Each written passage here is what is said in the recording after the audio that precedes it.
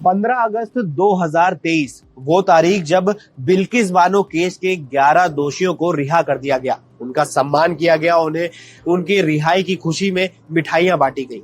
अब supreme court में ये फैसला दोबारा चैलेंज किया गया था, जिस पर सुप्रीम कोर्ट ने अपनी सुनवाई की है। अब ब्रिज जी से जानेंगे कि सुप्रीम कोर्ट में अब क्या निर्णय लिया गया है। ब्रिज जी, आज जो फैसला सुनाया है सुप्रीम कोर्ट ने, उसके बारे में बताइए और थोड़ा सा बताइए अंदर चर्चा के दौरान क्या हुआ। सुप्रीम कोर्ट ने जो तारीख थी आपको एग्जैक्ट 15 अगस्त 2023 को इन लोग को 11 दोषियों को गुजरात सरकार रिहा करती है जी। उसको चैलेंज किया जाता है सुप्रीम कोर्ट में जी। सुप्रीम कोर्ट ने आज फैसला सुनाया। फैसले में साफ कहा है कि इन 11 दोषियों को गुजरात सरकार ने जो रिहा करने का फैसला सुनाया है वो गलत है।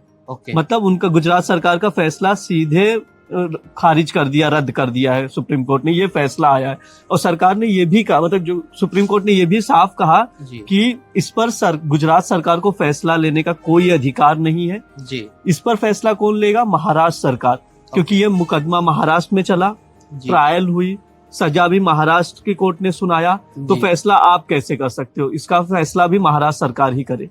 तो जैसे कि अब जो सुप्रीम कोर्ट का फैसला आया है उसका ये मतलब है कि जो 11 दोषी थे इनको दोबारा से जेल भेजा जाएगा और इन पर दोबारा से वो सारी प्रक्रिया रिपोर्ट भी मांग ली गई है। 2 हफ्ते के भीतर जेल अथॉरिटी को रिपोर्ट भी सबमिट करनी है कि आगे क्या होना है प्रोसेस में। अच्छा, तो ये जो जितना भी घिनौना कांड था कि 28 फरवरी 2002 को ये पूरा केस हुआ था और कैसे उस मतलब बिल्किस जो कि प्रेग्नेंट थी, 5 महीने प्रेग्नेंट थी, उसको मारा गया, रेप किया गया। और तो क्या आपको लगता है कि इन कैदियों को, इन आरोपियों को, अपराधियों को मतलब रिहाई मिलनी चाहिए थी?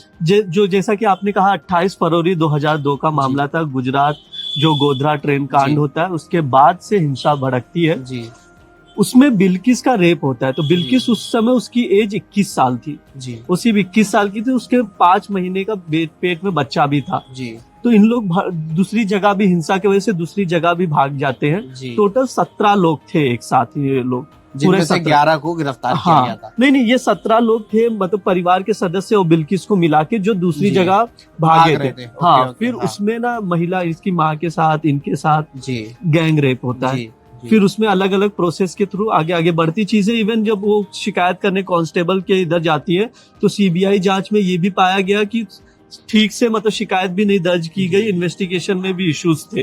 तो आप समझिए कितना बड़ा स्ट्रगल था। उसके बाद जाके जब सजा मिलती है, वो न्याय में भी अब 14 साल के बाद रिहा हो जाते हैं। तो कितना ये जो 14 साल के बाद रिहा करने का है, ये क्या है? इस टर्म को थोड़ा इसमें, हाँ, इसमें बेसिकली ये होता है कि जो जेल है स्टेट सब्जेक्ट है, पहले ही आप क्लियर कर लीजिए। जेल स्टेट सब्जेक्ट है। 14 साल की जब उम्र कैद की सजा होती है, जीवन भर उम्र, मतलब जीवन भर कैद, ठीक है, ये सजा होता है उम्र कैद का मतलब। लेकिन 14 साल के बाद रिव्यू होता है। रिव्यू स्टेट गवर्नमेंट करती है कि अगर आप अच्छा काम कर रहे हैं तो आपको व्यवहार आचरण कैदी का कैसा है, उस बेसिस अगर आप में सुधार दिख रहा है तो आपको छोड़ सकते हैं। बिल्कुल। तो उसी बेसिस पे गुजरात सरकार, अब ये लोग जैसे गुजरात सरकार ने तो इनके अच्छे व्यवहार को देख के कर दिया होगा।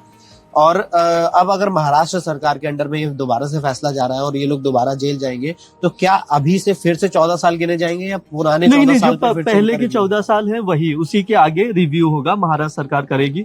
अगर सुप्रीम कोर्ट कहता है उसको रिव्यू और डायरेक्टली अगर ऑर्डर देता है कि इनको जेल में डाल दिया जाए तो ऑब्वियसली जेल, तो फिर उसमें कोई रिव्यू पे। और वैसे भी मुझे लगता है कि इस तरह की जो घिनौनी हरकत होती है जी, ये रेप, गैंग रेप, हत्या, इस तरह की चीजों में वो दोषी पाए गए 11 के 11 आरोपी, उसको आप जेल से छूटता है, उसको आप स्वागत करते हैं, माल हारा मतलब मिठाई उठाई बांटी जाती है। मतलब ये क्या है? समाज को क्या आप दिखाना चाह रहे हो कि रेप करना सही है, गैंग रेप करना सही है, मर्डर करना सही है? मतलब ये फैसले में ही खामी थी। बिल्कुल। सुप्रीम कोर्ट के फैसले में ये लोग दोबारा जेल जाएंगे। तो जैसा कि हमने ब्रिज जी से जाना कि सुप्रीम कोर्ट ने अपना फैसला सुनाया है कि इन सभी 11 दोषियों को दोबारा से जेल भेजा जाएगा और अब महाराष्ट्र सरकार फैसला करेगी कि इनका रिव्यू करके, इनके आचरण का रिव्यू करके इन्हें बाहर वापस भेजना है या फिर जेल में ही रखना है। ऐसे ही और भी अपडेट्स के लिए जुड़े रहिए।